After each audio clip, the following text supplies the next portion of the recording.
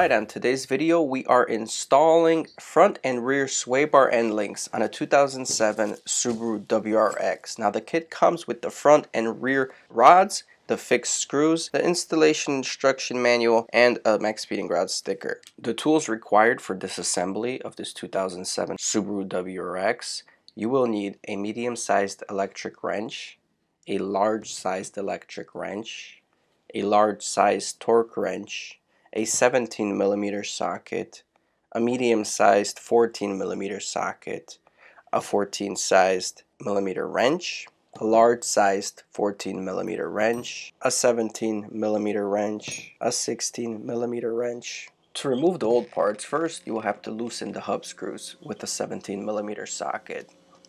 Once those are loose, you want to lift your vehicle up in the air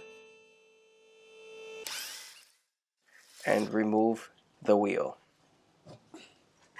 First, you have to disassemble the old front anti-roll bar link using a 17mm wrench. Disassemble the front anti-roll bar stabilizer link screw. Remove the small stabilizer link.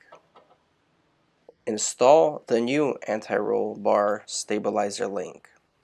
First, secure the upper screw and then mount the lower screw.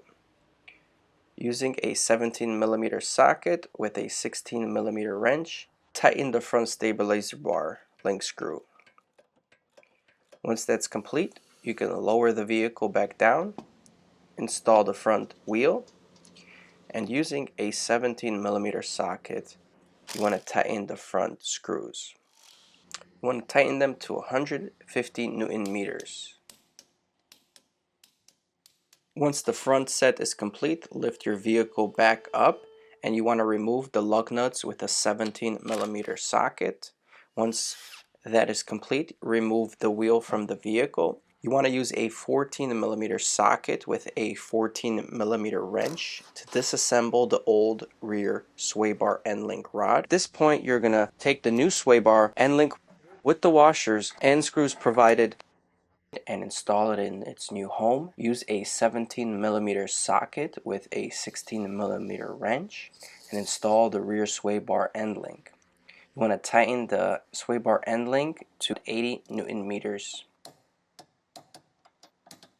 Once that's complete, you can lower the vehicle, you can install the wheel back on the hub, and secure the hub lug nuts with a 17mm socket. Make sure you tighten them to 150 Newton meters.